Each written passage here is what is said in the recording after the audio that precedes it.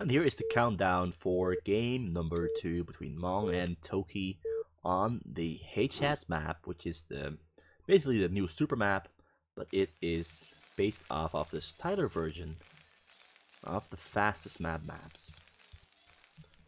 Last game, Mong's attacks were kind of ineffective. tOKi handled them really well, and then Mong more or less gave up once tOKi proved himself to have the high ground.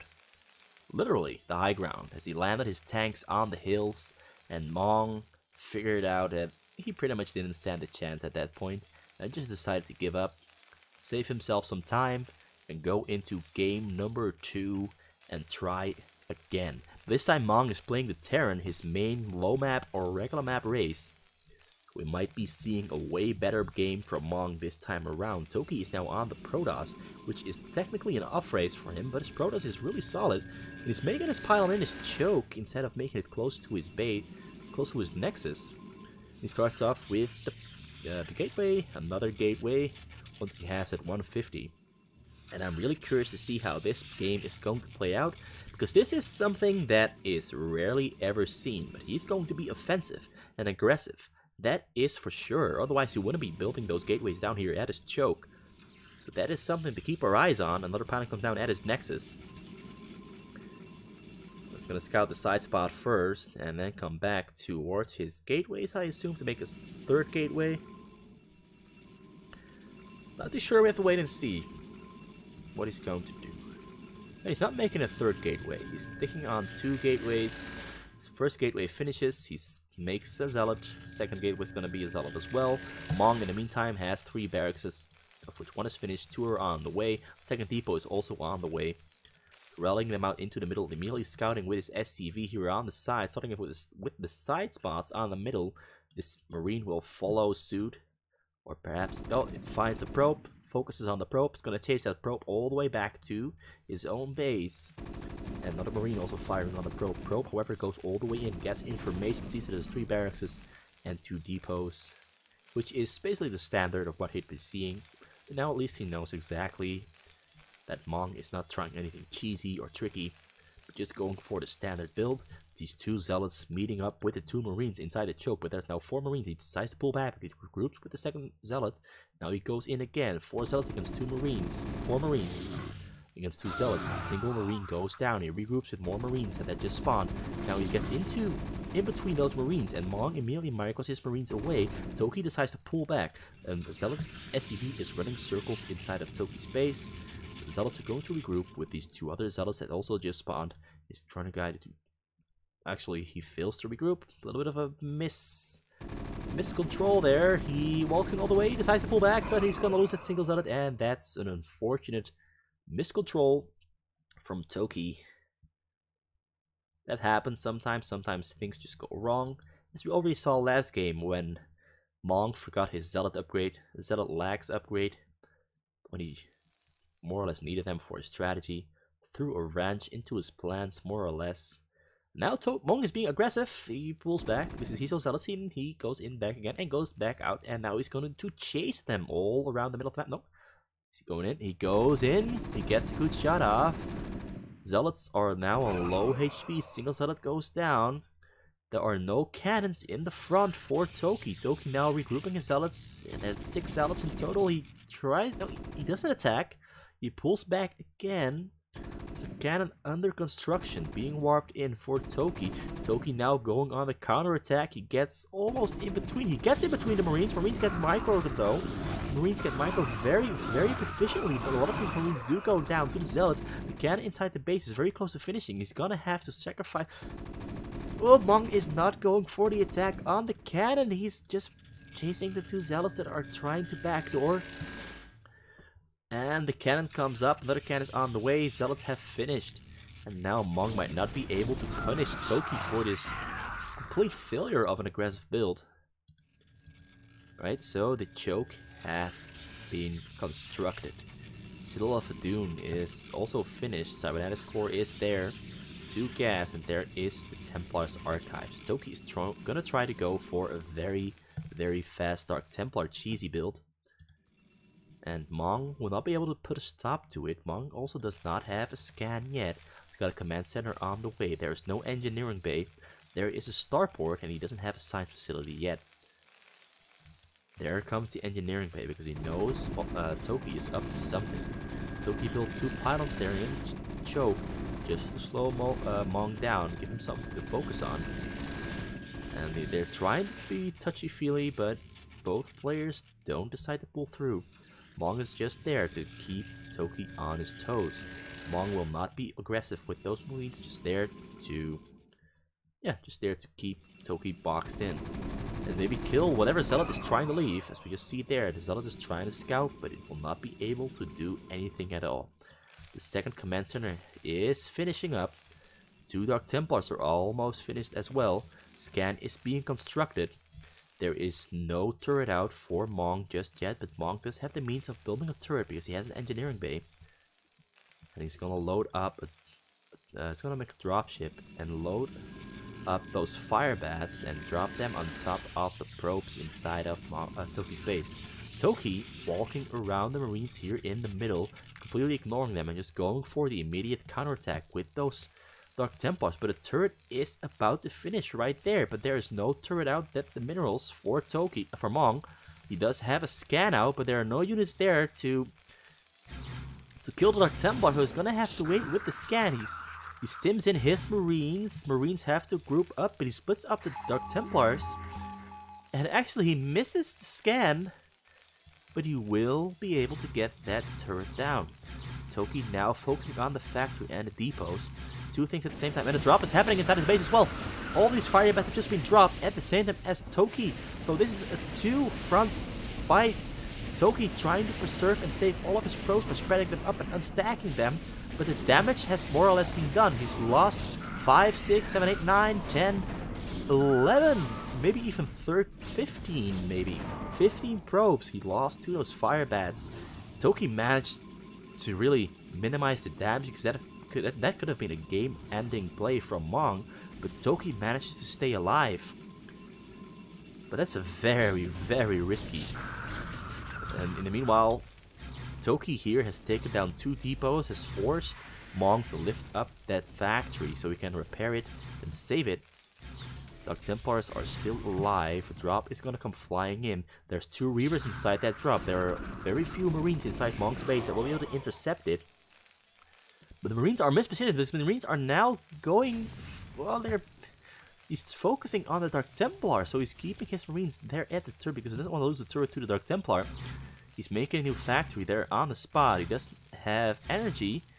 And the Marines get pulled away from the rear because he's focused on the Dark Templar. But the drop comes in from the east side, the east side of his base. He does get a couple shots off on some SCVs, but most of the SCVs get pulled to city. And he almost pulled those SCVs into the pile of his other SCVs and killed his own SCVs, but instead he only loses a couple of them and loses a couple of Marines. About 10 Marines also go down to that drop.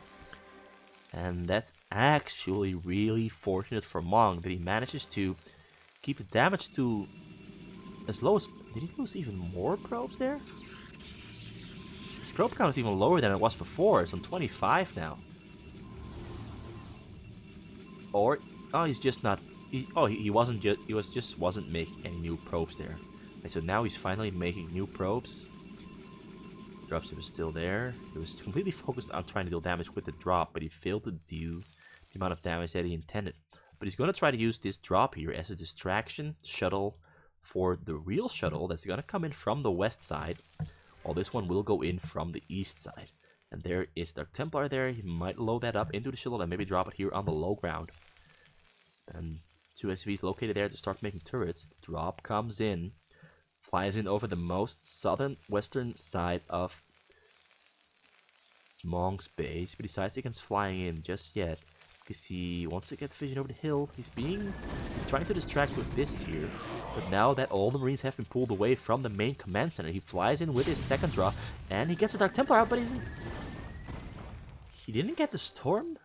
He doesn't have Storm upgrade. He does not have the Storm upgrade. This is a very unfortunate game for tOKi. it seems as if in these two games, the Protoss players are just cursed with bad luck. Because if he had that Storm upgrade, he would have been able to kill all the SCVs, because he had 2 Templars in there. But, yeah, so another mistake from the Protoss player. This time, tOKi makes the mistake. Ends up being the lifesaver for the Terran player.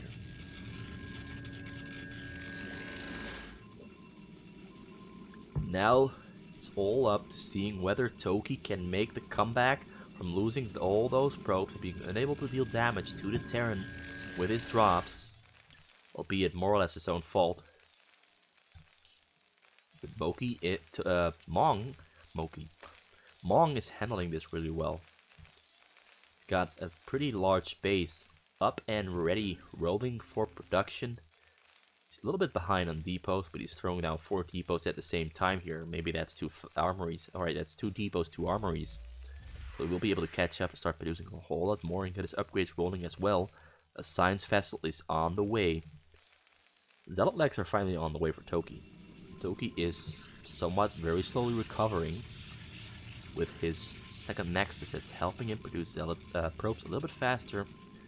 And there's another drop coming in from the southern side. The eastern side, flies in over a couple of turrets, he gets in, he flies in towards the oh, that's a beautiful storm, but the storm doesn't kill as many as he intended. He did kill about 11 SCVs there. Great pickup for tOKi, landing a punch. Not as hard as he intended, because he only got a single storm off, and Mong actually did a very risky dodge by only dodging the most minimal amount possible. So if he had used 2 storms, maybe he placed the storm a little bit lower, would have been able to take all of the SCVs Mong had there and pretty much make a complete comeback into the game, as he had way more workers and be stronger economically than Mong. But tOKi, well, 11 SCVs is better than none at all. tOKi's base is very slowly recovering. 55 probes, mining minerals, mining gas. He's already making an expo here for more gas. So he's gonna mine gas from a couple of gas and simulators here on the side. But Mong is not planning on giving him any time at all. Mong is already going for the offensive. Without even having finished his base, he's just...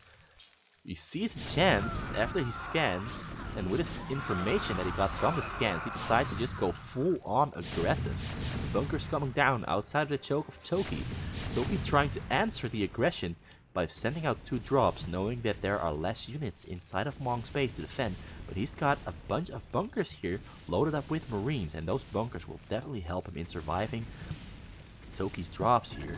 tOKi flies in, he drops Templar. Templar gets a storm off, kills 11 or 12 SCVs. So once again, a nice pickup, making the economy of Mong a little bit smaller.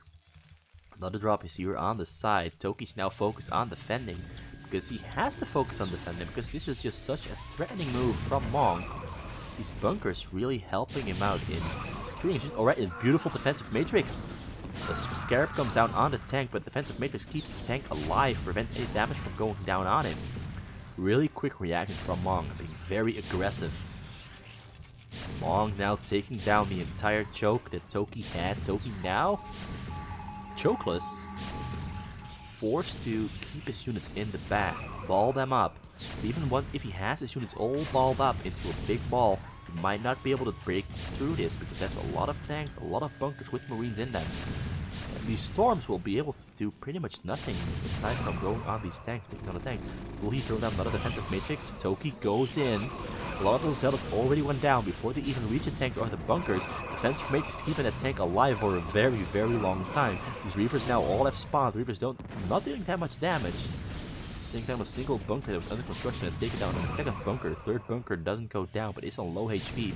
Drop on the southern side of Mong's base. Now flies in, goes in all the way. Mong does not respond. No, Templar gets out. Templar doesn't get a storm off. Templar did not get the storm off. That's beautiful for Mong. Mong is now just feeling dandy, because he knows that no drop will be coming out. Stargate's gateways are being made on the side there for tOKi. So tOKi is going for... He's going to try to get a beautiful surround up on these tanks and bunkers here once he has those gateways up. But that's going to take a while for these gateways to finish up. I mean, most of them have finished up, but the others are still underway. He's going to start producing zealots from those gateways really, really quickly.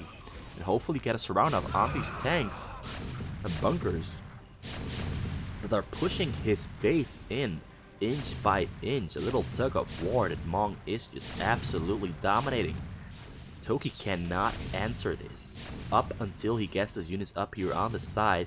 But he needs he needs one more pylon to get maxed out. There's the pylon. And there are not that many units in his base.